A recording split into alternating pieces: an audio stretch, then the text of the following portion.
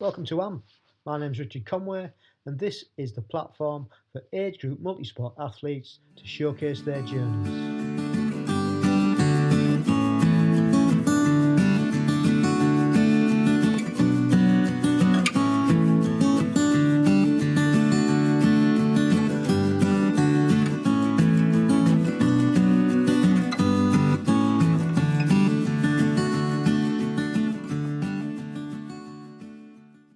Welcome along. It's great to be back. Those 2 weeks have absolutely flown by. We're now into September. Thought the weather was going to go for a big nosedive, but this week we've had some really decent weather. So on this month's episode we have vegan entrepreneur and competitive athlete Lisa Gawthorne. And Lisa has represented Team GB in European and World Duathlon Championships since 2017. And she tells us of her experience from a non-sporting background as a child, growing up, and how she got into running. And then, through injury, how she got into riding a bike.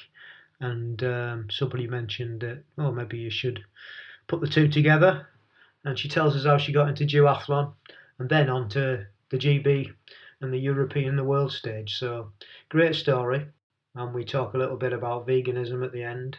And she's an absolute oracle of knowledge. And it's a really good listen. So I hope you enjoy that. This last fortnight's gone really quickly. Can't believe it. We're doing another podcast already. I finally made the decision to pull out of the ETU triathlon over in Valencia.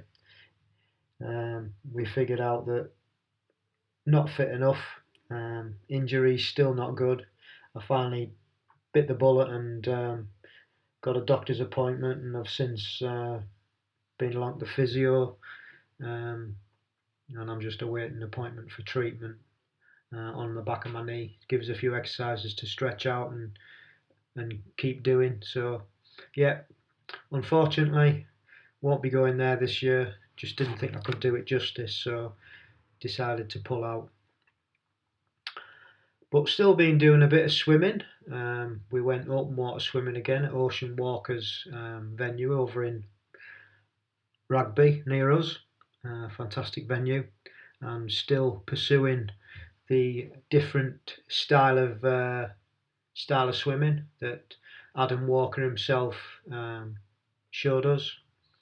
So cracking on with that. Got to get another couple of hours booked in with Adam to see what he thinks and give us some more pointers and try and improve the stroke even further, but enjoying it at the moment, so that's pretty good. Actually went out on the TT bike on Sunday, so we're supposed to be doing the dam buster. Mrs. C was going to do the whole try, however she slammed the garden gate on her hand, so now she can't ride a bike because she can't hold the handlebars. So we decided that as I can't run and she can't ride a bike, we would be a great team as usual. So I'm going to do the bike leg of the dam buster, which is this Saturday, I believe. So thought I'd better get out on the TT bike and give it a go, see how I get on. Done quite a lot of Zwifting, but I haven't been out on the bike that much, to be honest. And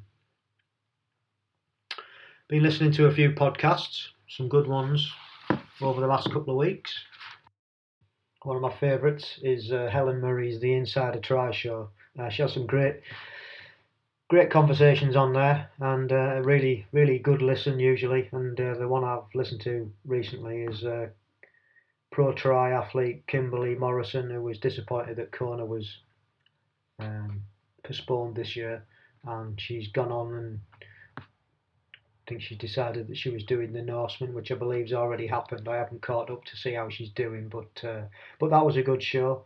Was listening to What's Occurring by Geraint Thomas, the cyclist, and Luke Rowe, and they discuss all things cycling, so that's pretty good as well. I enjoy that. You get the lowdown on and the inside information on Team Ineos and the races that they're in. And it's just two cycling professional mates having a chat, but really funny, really entertaining. Don't usually pull any punches, and if you're into cycling, it's quite a good one to listen to.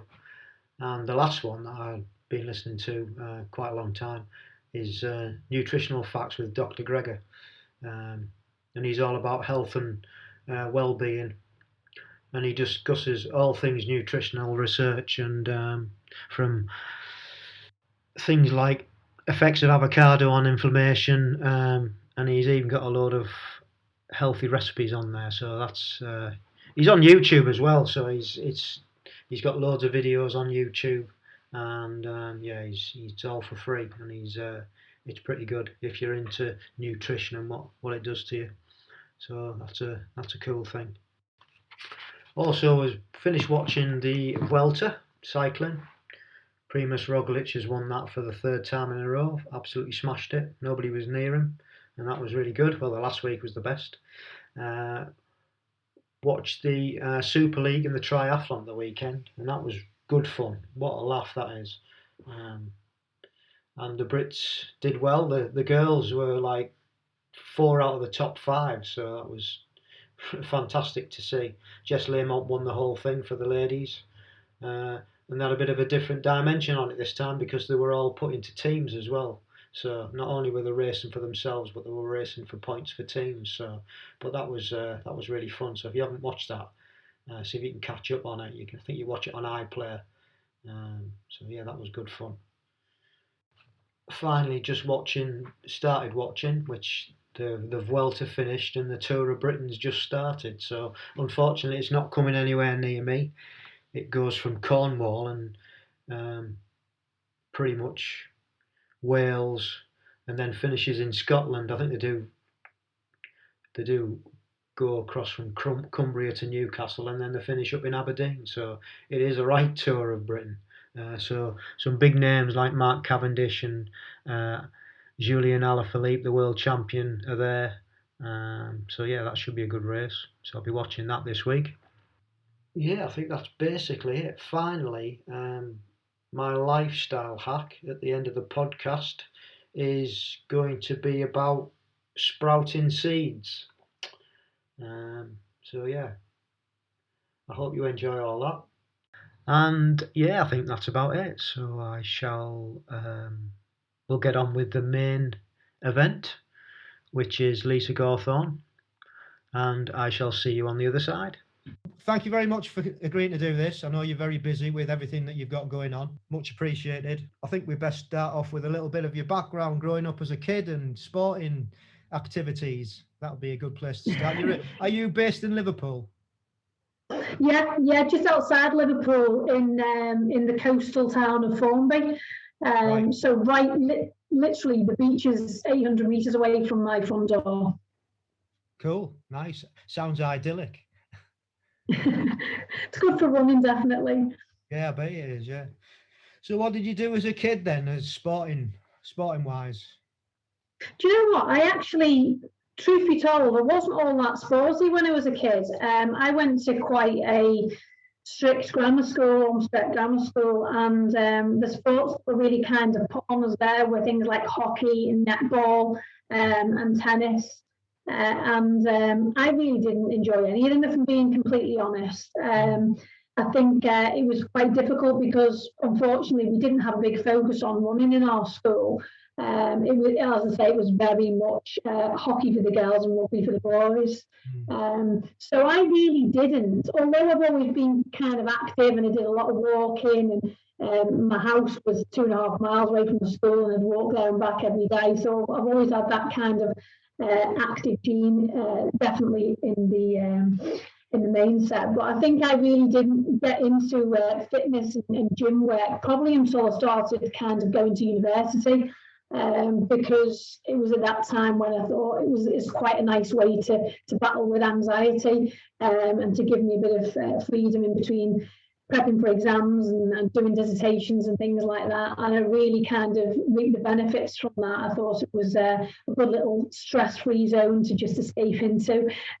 So started running in the kind of early noughties, and then didn't really get picked up to go running for a club until about 2007. I did a local 10K and finished third in it, and then I was approached by Liverpool Pembroke Stafton, the running club that I'm with to this day.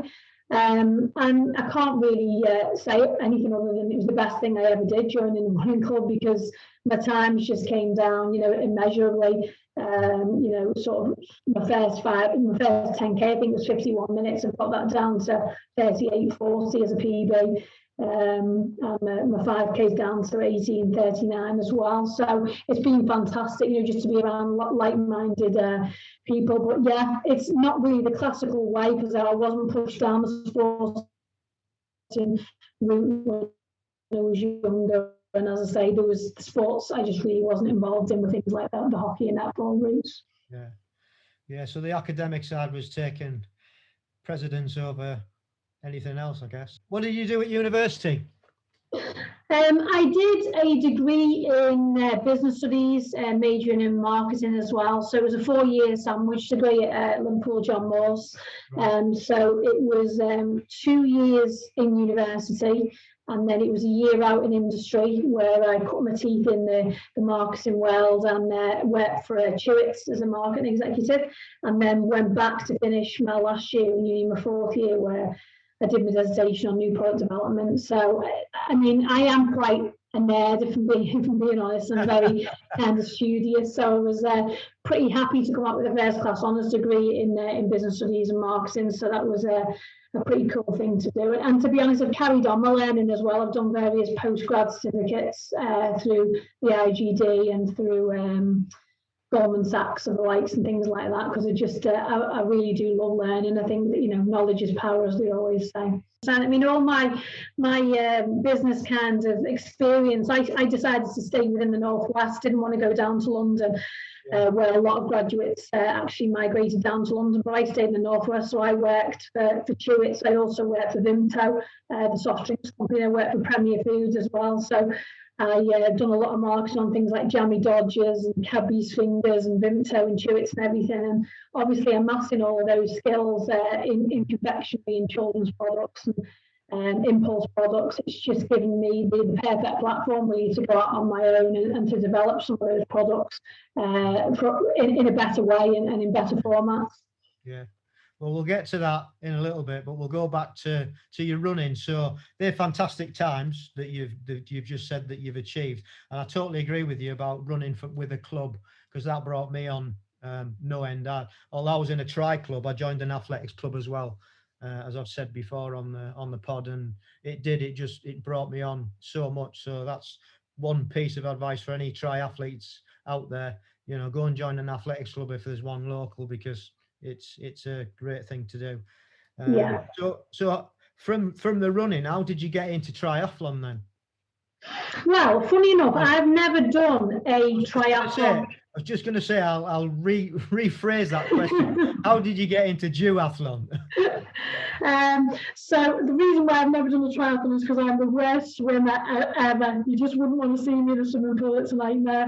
But I got into duathlon, funnily enough, strangely, through injury. And I've met quite a lot of people that have got into duathlon through injury. So prior to 2016, I was just running every day and doing heavy mileage and getting injured left, right, and centre, because I was just doing too much on the legs.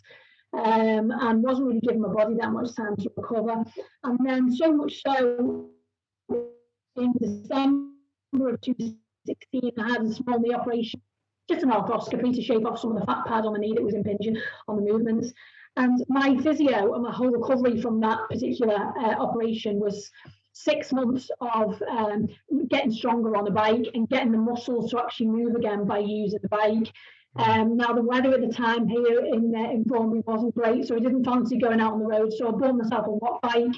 I'd read a lot about them, and again, being a bit of a nerd, I liked the fact that I had all the data to analyse and stuff. So I started to rehab on the watt bike, and obviously in the early days it was quite slow, and it was all about getting the muscle movement. But then I kind of fell in love with cycling and a whole new world that I didn't even realise it was there for me, because I was so focused for many years on just running, and that's all you get taught at a running club as well. That I kind of just fell in love with it. So I bought my first road bike in 2016. And then I thought to myself, you know what, I wonder if there's a sport that combines these two epic, sport that combines these two epic disciplines. And then I just realised there was, and it was called duathlon. Yeah. So I entered my first duathlon. It was just a go try event at Manchester Airport. All right. Just literally to dip my toe in the water and to see what it would be like. And I loved it. I absolutely loved it. It just felt so much more exhilarating and thrilling than just running a race. Obviously a lot goes into running a race, and I'm not taking that away from runners because I'm one myself, but there's something very magical about doing a run, then hopping onto a bike and then doing another run. For me, it's just so much more of a challenge and so much more thrilling. So having done that particular race, I think I finished second in that race, second female. I decided then to go to one of the ones at Alton Park, which was a European qualifier actually. So in my first real duathlon outside of a go try event, I ended up qualifying for the Europeans, which were held in Surrey in 2017. And then a couple of months later, I did the same down in, I think it was Bedford, and qualified for the Worlds, which were held in Canada. And since then, because the British Tri Circuit is so epic and there's so many cool people around and the races are amazing, you get to go some cool places. I've just kept it in my repertoire, and I've loved the whole journey of getting faster on the bike, getting stronger on the bike, watching what it does to the run time, seeing how the two sports can bounce off each other, bringing in some weight training to that as well, and that really is how I actually got into duathlon. Just if I wouldn't have got injured, I don't know if I ever would have gone down that road, because I think I would have just carried on just running. So it was really good for me. And the beauty about it now is that fortunately I carry less injuries or fewer injuries, because I'm splitting it up. So a day on bike, a day running, a day on bike, a day on running, rather than that constant need to be out on the pavements running every day.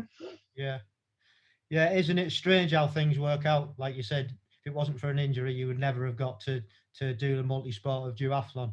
Yeah. So had you heard of, when you did your first one and then you said you qualified at Alton Park, had you done any more before that? And how did you find out about age group then? So there was a really nice friendly girl, a girl that finished first at the Go Try event in Manchester. And she came over and talked to me afterwards, and she said, "Oh, you need to go and do Alton Park. You'll have a great time there." And she actually mentioned it's also a European qualifier.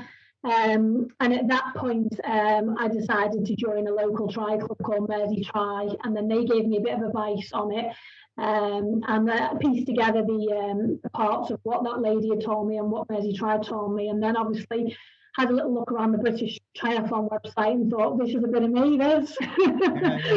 And then went from there with it. Yeah, that's brilliant.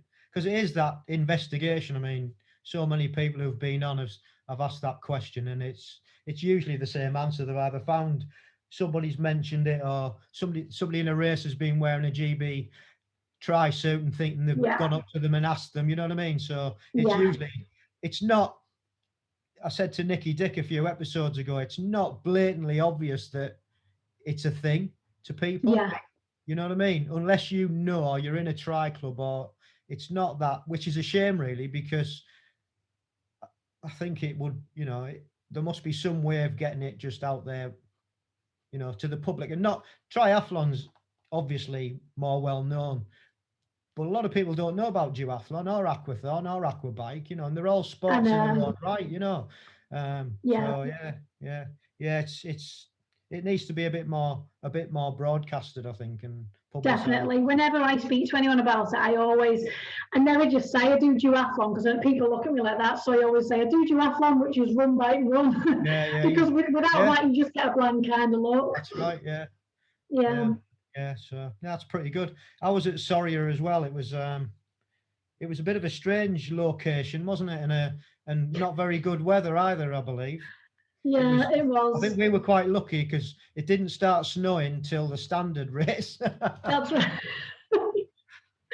You do the sprint. I did the sprint, yeah. And you know what? For that first year, for me, it was all just about finding my feet, meeting people, understanding how the community works, didn't put any pressure on myself. I think I came 16th in my age group, and it was just really about understanding how it all works. And obviously, sorry for the sprint athletes, it was a massive hill climb as well. So it was about doing a bit of hill training before we went out there, and understanding, you know, from that point on what it actually meant just to not go around here on the flat in Formby. And Canada was a bit different. Yes, there were hills, but the scenery kind of made it so much more of a distraction. So I did a lot better in Canada. And each year, what I've been really trying to do is I don't really put myself in a pressured environment where I think to myself, I've got a podium or I want to finish within the top. So I just think to myself, I just got to do my best, and wherever that brings me out is wherever it brings me out. And it just so happens that that mentality has meant, if you plot my progress over the last 4 years, I have got fitter, I have got faster, and I've got better placements. Yeah, great. So have you qualified since Canada then? Yes, yeah, every year. So the second year I did the Europeans. Actually, I had a little go at the European cross duathlon. I had a go at the cross in Ibiza, which, because I love my mountain bike and I go in the woods here on the mountain bike a lot. So I did that, and that was a real hard race to do. I mean, I just couldn't believe the inclines we were looking at, and having to ride over boulders bigger than my head was just like, whoa, this is very different to the road. Yeah. I believe Nikki Dick was racing there as well, and she said that she hadn't looked at the course, but the people who had looked at the course previous were like really fretting about it.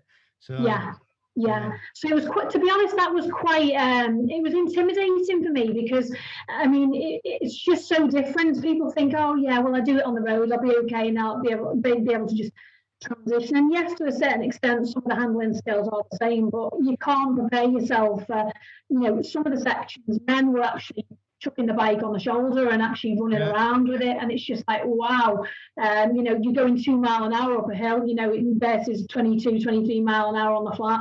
So that was quite character building, but I enjoyed it. And you know what, I might actually do another one in the future, because I did enjoy it, and because it was so hard and so tough. Mentally, I think you grow from it, and physically you come out with some real good gains from that, knowing that you push your body to a whole new level. So I did the Europeans in Ibiza, and then I did the Worlds in Denmark, in Fyn, which was great, you know, great location, and again, lots of community stuff going on there, and again got faster that year. I can't remember my placement, but it was definitely, I think it was top 10 for Fyn, which was fantastic. And then the third year went out to we did Transylvania, what was that?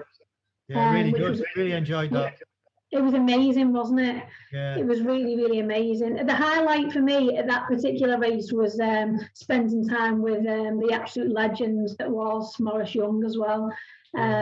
He was just amazing, honestly. I actually said to Glyn Bevins, who was the team manager at the time, I actually want to adopt him. I want to adopt him as like my granddad or something, because he is just amazing. The nicest person I've ever met in sport. So well mannered, so professional, and so friendly. And I was so proud to be there, and I videoed him coming through, and I was there to literally give him so much support. And I was the first person to give him a hug when he came over the line. And you know, that'll be something in sport that will stay with me for the rest of my life, because man was just, he was so amazing and such an inspiration, and that made my race. That literally was worth going out there for. It really was. I met Maurice before my first race for GB in Soria, and he was such a calming influence before that race. It was just such a gentle man.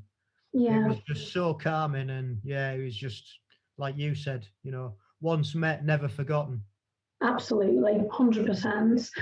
And then that particular year, the Worlds were in Spain again. Actually, they were in Pontevedra, which was another tough sprint course with quite a big hill. But again, got much more. I think I ended up being 8th or maybe even 7th, either 7th, 8th, or 9th. So that was really good. And then obviously 2020, the year of COVID happened, so obviously everything was cancelled. But I was fortunate to be in the team that went away to Ponterumbria. Yeah, I was there as well.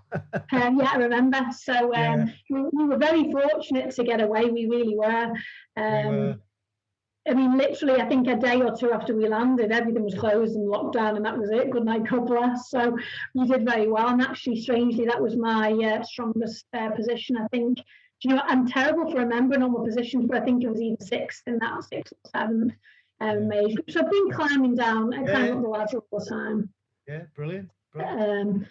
Yeah, and then we're on to this year now, where obviously we unfortunately had the Europeans cancelled in Target Morris, which was obviously a loss, but we, you know, rolled it over till next year. And then we've got the Worlds in September. The new Worlds that was the Worlds in Holland is now the Worlds in Spain, first week in November, which obviously I'm looking forward to.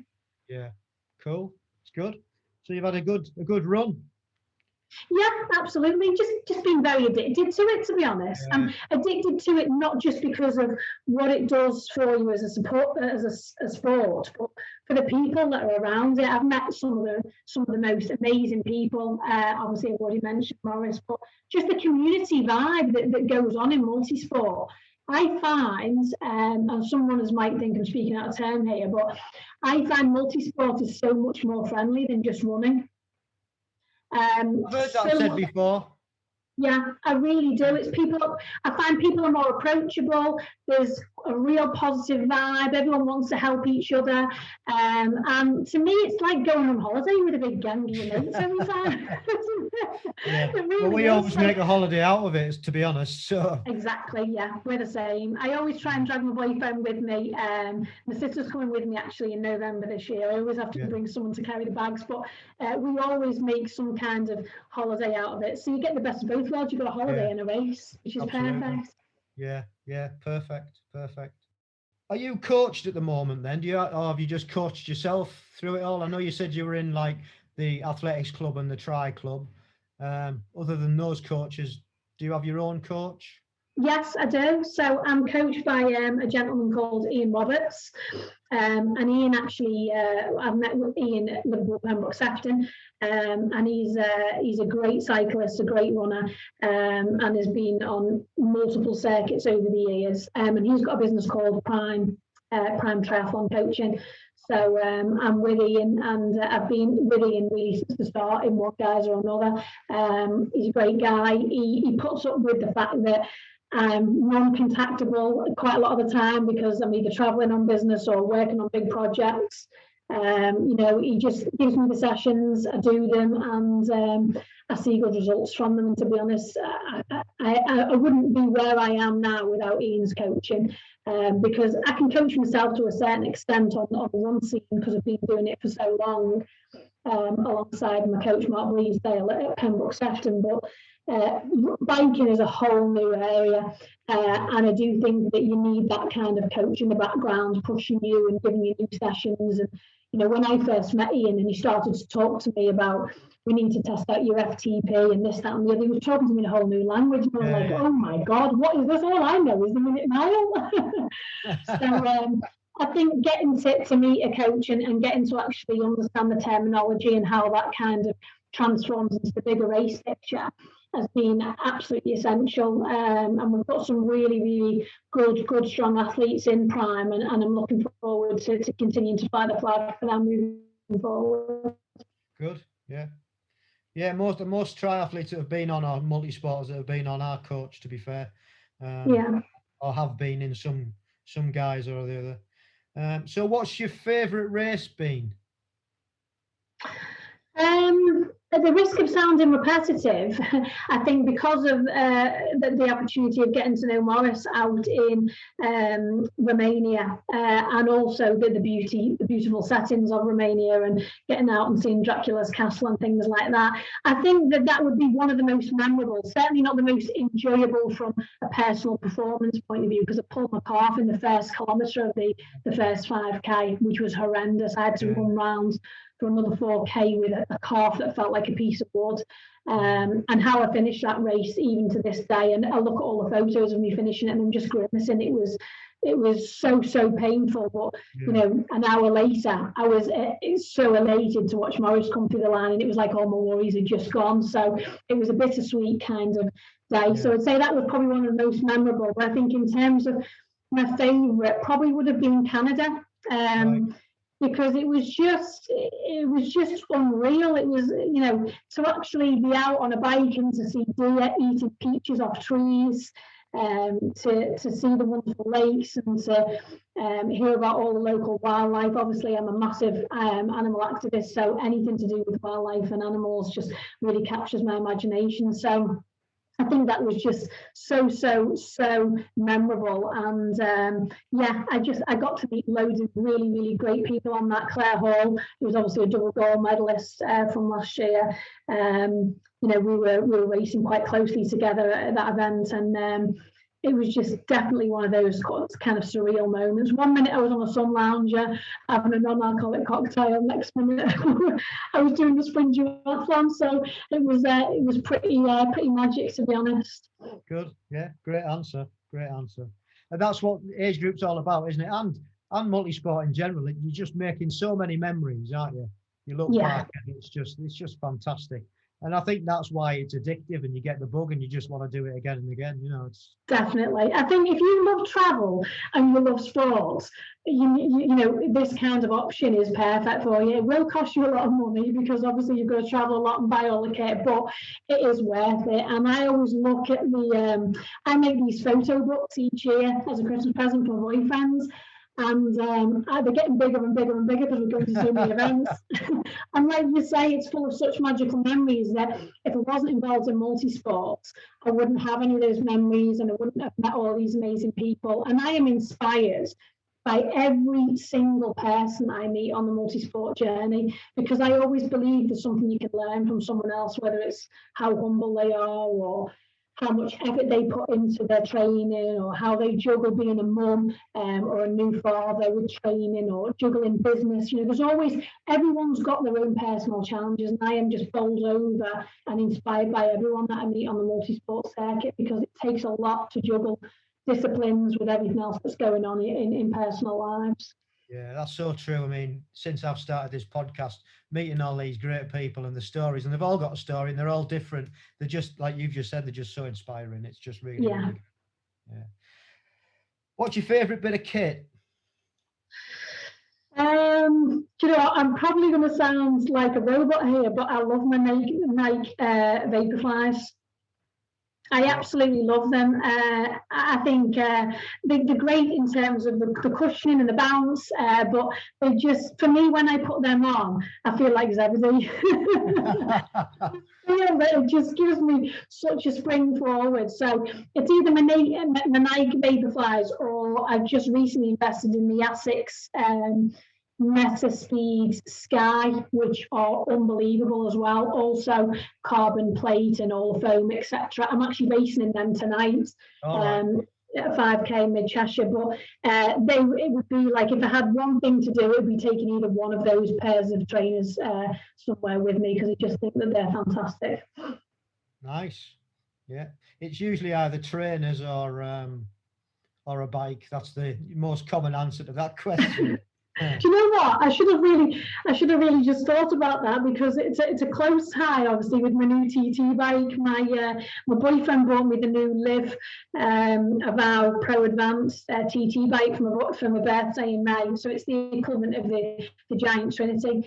And it is just an absolute beast.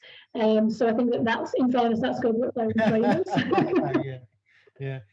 Nice one.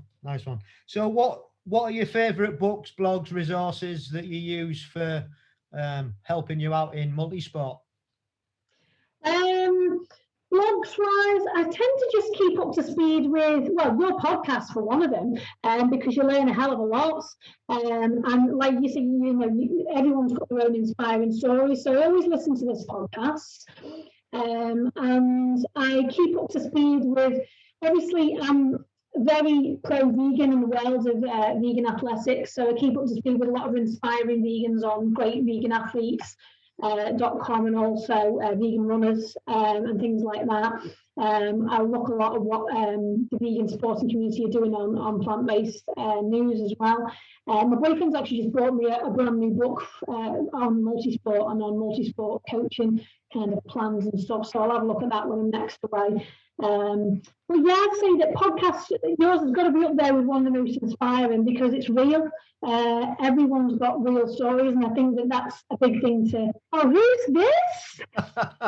Sorry, she's making a bit of a fuss. This is Betty. She's gorgeous. Yeah, she's making a bit of a fuss. I think I'm just going to have to open the bathroom door, let her have a drink. Go for it. Yeah, she's just. She bangs her tail when she wants me attention against the wall. Oh, she's That's adorable. Betty. She's a cross between an Alsatian and an Old English sheepdog. Oh, fantastic. She's gorgeous. She is absolutely, she's darling. Sorry, go on. No, you're fine. And the other thing is I just keep up to speed with things that are on British Triathlon as well. I find that the British Triathlon site is probably one of the most frequently visited sites for me, just to have a look at fixtures and to have a look at how people are doing the races. And there's a lot of good advice on there. And I follow them on Instagram and Facebook as well, because they do put up videos and they offer a lot of advice and stuff. So I'd say that's it really. I mean, I don't really believe in information overload. I think that if you've got good coaching and you've got your equipment right and you're doing the right things, you're eating the right things, you can easily do kind of paralysis by analysis. And I'm more of a kind of a fan of selective kind of reading on that front. Yeah. Keeping it as simple as possible, eh? Yeah, because I think we've got enough to worry about on race day and on the prep for race day that you can just you can be lost all day. I'm sure everyone would agree that you can easily get lost in all these things every single day, but it's about having the time and thinking about what really matters to you with regards to your personal training plan. Yeah, perfect. So last one on the sporting front, what are your short-term and your long-term goals for multi-sport? So for multi-sport, well, at the moment, what I've been doing is I've just been doing a few sort of stepping stone events and races on the run front. So what I've been doing is my plan this year I've been doing kind of entering 5Ks and 10Ks, doing the 1500s and things like that to try and get my 5K time nice and sharp. And then the big thing for me is I'm a fairly strong runner, but I need to still continue to put work in on the bike. So it was only this year that I started doing TTs, and I've been doing quite well on the TTs. What I would like to get my TT for 10 mile into the 25s. Currently it's at 26:04, because I think that will help me massively with regards to the short term and the medium and long term with regards to multi-sport progress. And in multi-sport as a total, really, I just want to go out to a village in Spain. I just want to do my best. That's all I ever do. I don't put myself under any pressure to think I've got to have finished here, there, or anywhere. I want to do my best. I want to run as fast as I can. I want to bike as strong as I can, and finish with held head high, knowing that I've put everything in, really. Because the big challenge for me is I have to juggle multi-sport with business, and business takes up a hell of a lot of my time. So I'm very fortunate to be able to get out for a run on the dinner hour or to do some biking after work, and if I can fit racing in on top of that, then that's a big plus. Yeah, absolutely. You can't forget that actually it's a pastime, it's a hobby, isn't it? And yeah, unfortunately, it's not something unless you're fortunate enough to be retired age or whatever, then you can take it even more seriously, but not saying absolutely. Not saying that we don't take it seriously, because we all do. But yeah, no, I mean it must be quite tough for you as a business owner to try and get it fitted in around that priority. So you're doing really, really well. It is. Yeah. So moving on to that then, I think my first question is going to be, how long have you been a vegan, and how did you get into it, and why? Well, I've been vegetarian since age 6. So 1987 I turned vegetarian. Why was that? because, believe it or not, I had a leaflet through the door that was in. I always used to run to the door whenever the papers came to the door, and I'd always read the paper first. And a leaflet dropped out of one of the papers, and it was from the charity PETA, which obviously is an animal-based charity. And it was just an informative leaflet, but it was done in like a cartoon style format. And I was also into cartoon drawing as a child, and I did a lot of animation and art and things like that. So it resonated with me straight away. And it just basically educated people to the whole kind of the kind of provenance and where meat and fish and dairy and everything comes from. And it was at that point, I know I was only young, I was only age 6, but there was quite clear diagrams on there that said, if you eat beef, it comes from a cow. If you eat, ham, it comes from a pig, etc. And making that kind of straight transition and understanding, right, okay, this is the link. I just had a quick chat to my parents about it, and it was quite a strong-willed 6-year-old. And I just said, "Is it true, Mum? Is it true, Dad? Are these foods we're eating, all the animals?" And bless my parents, they were completely open and honest with me, and they said, "Well, yeah, that they are, but that's what people kind of do." And I just said, "Well, it's not what I'm going to do." I love my cat, and I don't see any difference in my cat to a pig, to a cow, to a dog. So I basically told them I wouldn't be eating any meat or fish. And in fairness, we were I'd say we were a flexitarian family anyway. There was very minimal stuff that was put on the plate, but it was always there as an addition. So my mum and dad just ignored me and thought she's going through a phase. We'll just carry on putting the stuff on the plate. And then we realised, obviously, no, she's not eating it. So we're going to have to go out and get some alternatives. Now, you can imagine back in 1987, there wasn't a hell of a lot of alternatives on the market. And that was me just being vegetarian, not vegan. So I did spend a childhood and right through my teens actually surviving on things like bird's eye vegetable fingers, which are one of the only things out there. Yeah. And it was tough. It was tough actually. So going through school and kind of college, people kind of thinking you're a little bit strange, a little bit hippie, and a little bit out there. But I just followed my own path. It's always what I wanted to do, and I've always felt a real deep, strong connection to animals. And I don't know, maybe it was a gazelle in a previous life, maybe it was took down by a tiger, I don't know, but I feel very emotionally connected to them, to a level that is just is primary what I stand for in life. So yeah, it was always my kind of plan and my aim to go vegan. The more and more that I went through my life and thought about the impact on the environment and the impact on my own health and also animals, etc. I made that transition in 2003. So just when I was coming to the end of my university life. And again, back in 2003, there wasn't a great deal of vegan foods on the market. So, I was surviving on things, just basic stuff like tofu and soy milk were quite hard to get back then. They were specialist shops only, certainly not in supermarkets. But I stuck with it because, morally, that's what I'm made of. And I've just loved being able to promote that message. So over the years, I've worked closely with organisations like PETA and Veganuary and the Vegan Society, all of which I'm ambassadors for. And I just love spreading the message that, plant-based eating and vegan eating certainly doesn't hold you back in sport. And as well as being great for the environment and great for the animals, it's great for your health and can actually push you forward as an athlete.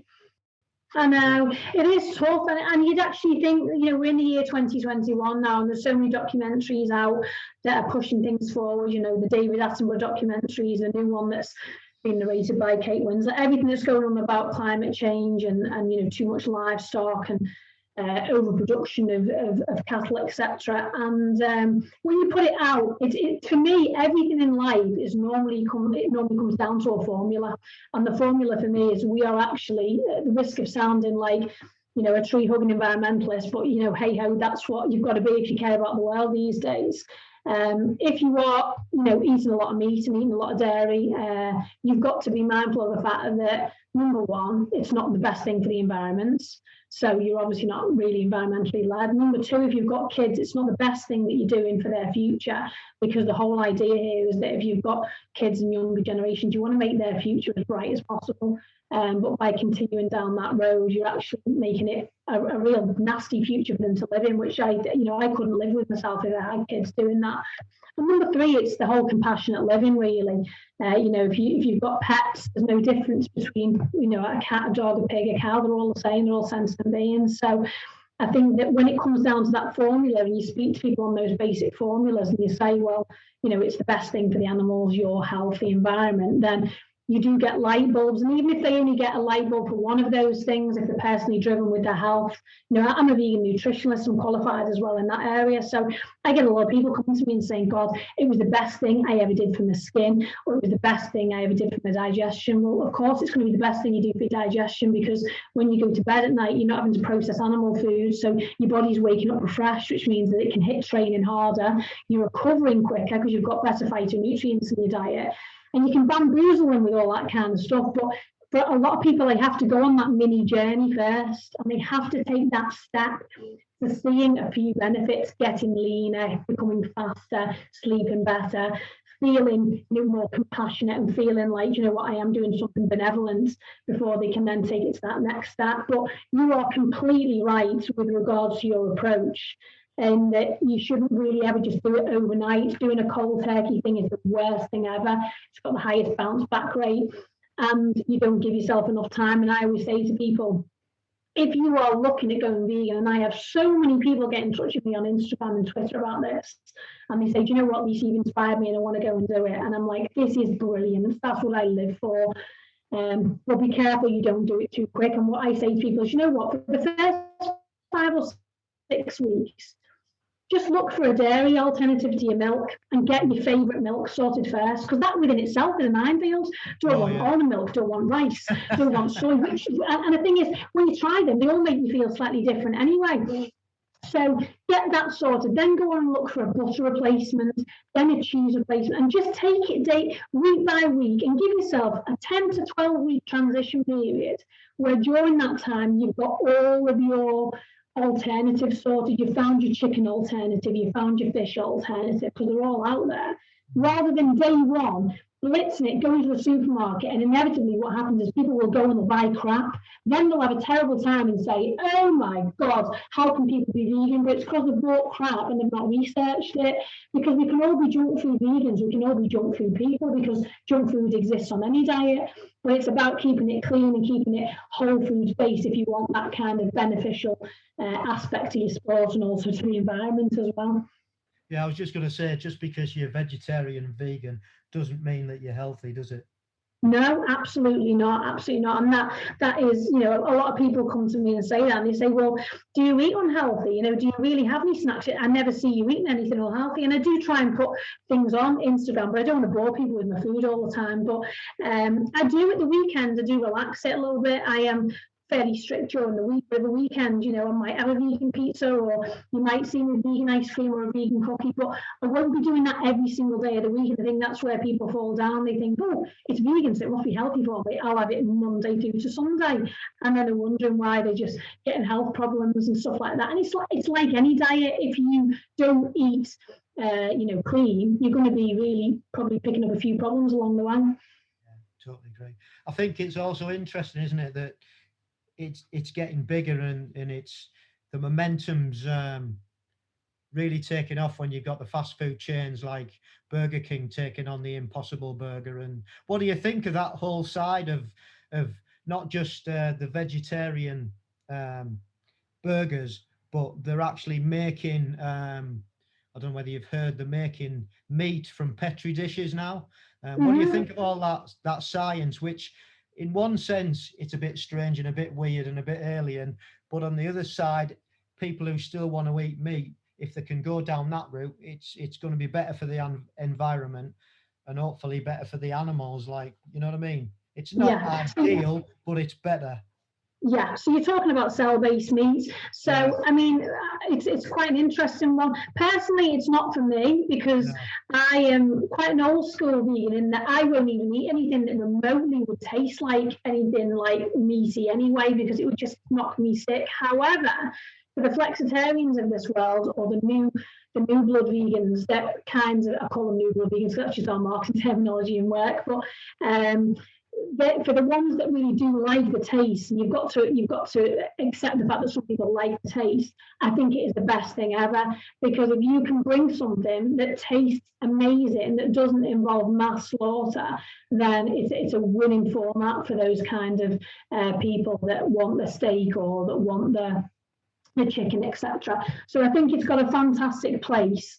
Obviously, it's not for everyone, but then again, walking into McDonald's or Burger King and buying, a vegan meal isn't for everyone either. But again, for the new vegans that are coming out and that are making that transition, all of these things are making it a lot easier. And I'm a big advocate for anything in the marketplace that makes it easier for consumers to go on that transition journey, because anything that is going to impact on that, in terms of them taking away and not having to consume as much meat, obviously goes back in the chain to not having to kill as many animals. So it gets my vote completely. I know the grocer have been reporting on it recently, and quite a few of the food judges have tried it and they've said that they think it's fantastic. So if they can nail a taste, then I think that could be a perfect opportunity for the future, particularly with regards to the high consumption of meat. So people that are having meat sort of 3 to 5 times a week, I think it would be a perfect opportunity to switch over to that.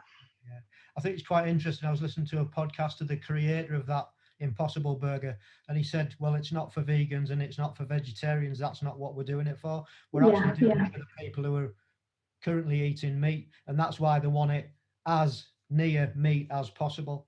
100%. To get that away from, so they don't have to start with actual animals, because so that was his rationale behind it. So which I thought was fair enough.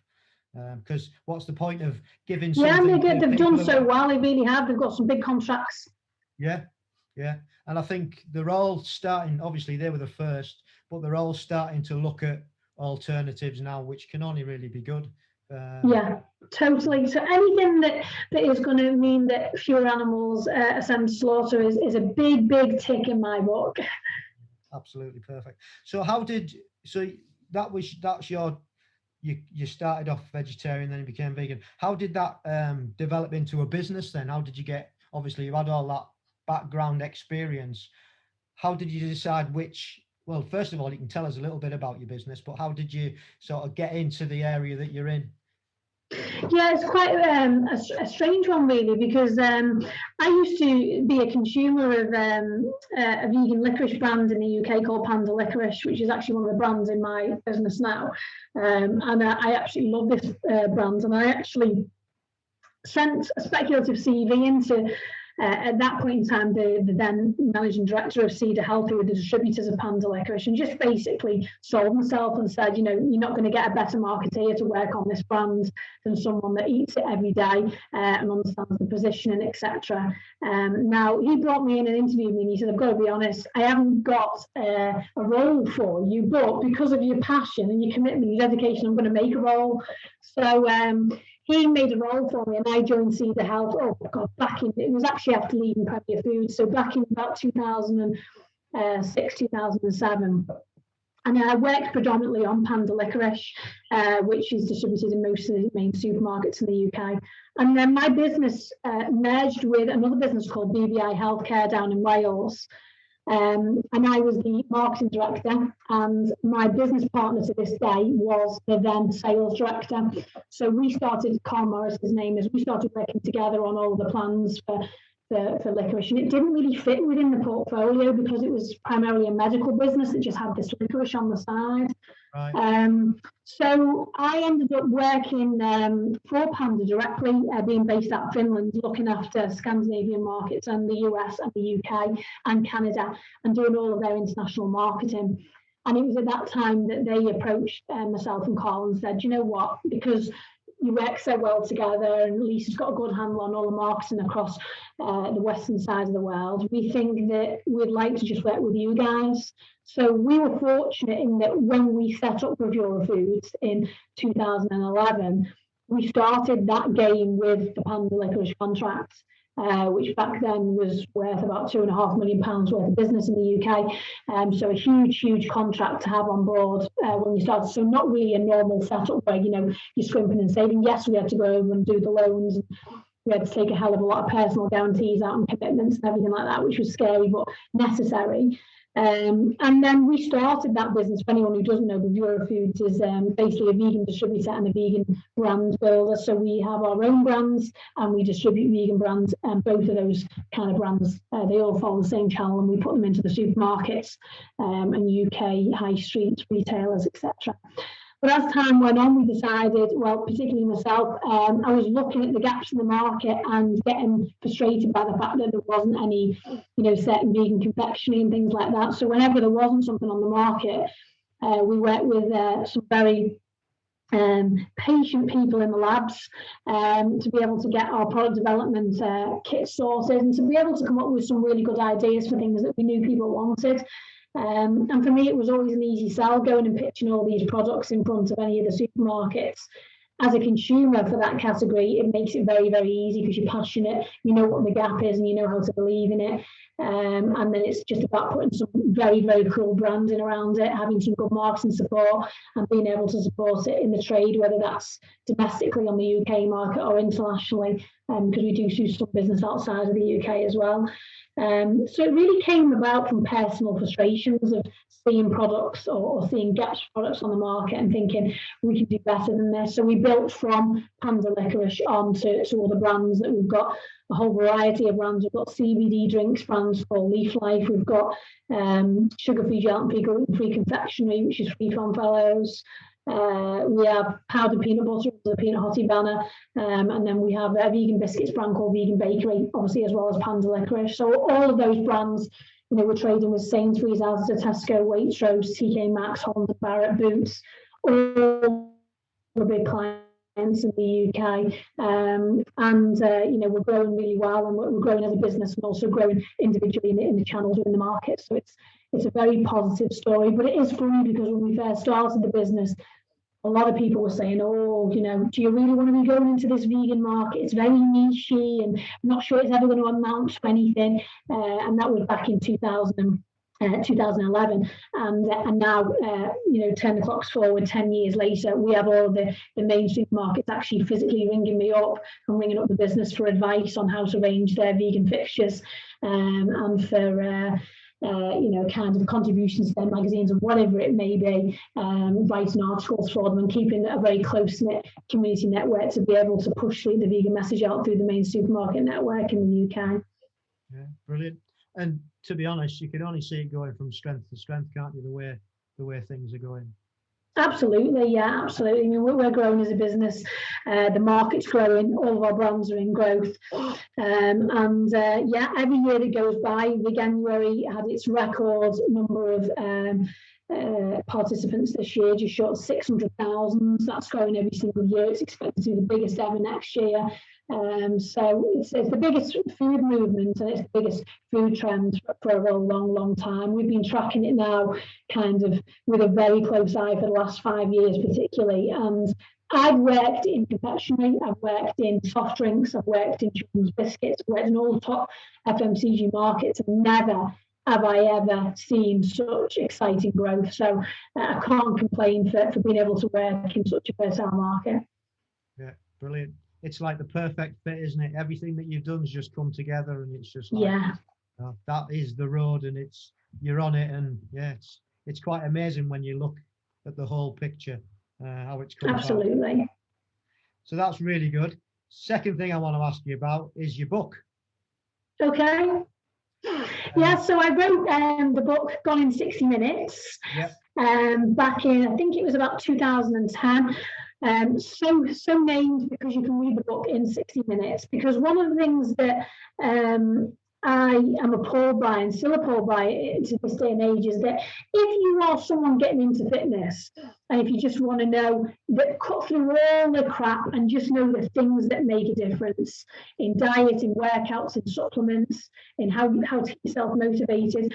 You look at all these magazines, you look at all theyese books and journals, and they're like this, and they just put you off from day one. They are like, 20 inches, massive books. And I thought to myself, why doesn't someone just do something that's a bite-sized saviour that you can just read through? It's got workouts in there. It's got a perpetual training calendar if you haven't got a coach and you want to look at that. And it's not really aimed at the multi-sport community as such, because we're all kind of along the way with regards to knowing what we want to do. It's aimed more so to the people that are probably trying to get off the couch and trying to dip the toe in the market with regards to understanding what they can do to make a difference to their actual physiques, to their insides, to their mindsets. And rather than going in the gym and just plugging away for an hour on a cross trainer and having lost time and not really understanding the effects of that on the stress hormones, of course, and things like that, it basically delivers very easy to understand information over what you need to do with your diet, the supplements that you need to be looking at to make a difference, how you should be working out to get a good and to carve a good physique if that's what you want to do, and to lose weight and to lean up, and more importantly, how to stay motivated throughout it all. And it's just it's a reference book that people can chuck in the gym bags. A lot of people tag me in actually when they're in the gym, because they take it to the gym with them and say, oh, I'm doing your body blitz workout, or this, that, and the other. And it's just there as a reference tool to really help people kind of come to terms with the things that they need to do. And it's full of some, I'd say controversial, but research proven shortcuts. Things that you can do to burn fat quickly, things that you can do to get lean quickly. And they're always the questions that people ask me, always on Instagram and on Twitter and Facebook. You know, how do I burn the fat? What is the quickest way to burn the fat? So there's a lot of that in there. And there's some good case studies in there as well of people that I've worked with that have lost weight and that have managed to reduce body fat, etc. Because primarily, originally when I first got into fitness, I was always a cardio bunny and never picked up weights. And I think there's a big stigma with that. A lot of women don't want to use weights because they think they're going to be bulky. As if it was that easy. It really, exactly. If it was, we'd all be on the bodybuilding stage winning all cups. But yeah, I think that it tackles that as well, and the importance of lifting weights, which I'm a big advocate of. And I know a lot of runners and the like don't really kind of look at that area, but I lift weights 3 to 4 times a week minimum. And that really impacts and helps me with my running and my cycling, and I like the buzz that I get off it anyway. And it keeps all the muscles strong, and keeps me nice and lean as well. So to be honest, it covers all those kind of things, the things that you want to ask, but you don't know where to get that resource from. It's all in the book. Cool. Right, well, we'll stick that on the show notes as well, and we'll put a link to your business and to your book, and we'll get that out there for the people who listen to thank you. Yeah, the book itself is actually available on Amazon, amazon.co.uk, and also on WH Smith's as well. Oh yeah, I saw that when I had a look for it. Good stuff. Lovely to meet you. Lovely to speak. Oh, lovely to meet you. Yeah, all right, take care. Bye. Bye. Well, what a fantastic journey Lisa's had. And it's great to see somebody successful in the business life and the sporting life. And it's great to listen to somebody who's so passionate about their lifestyle, Lisa's veganism, and how it's right the way across her life, from sporting to business to it's all encompassing, and it gives us food for thought, I think.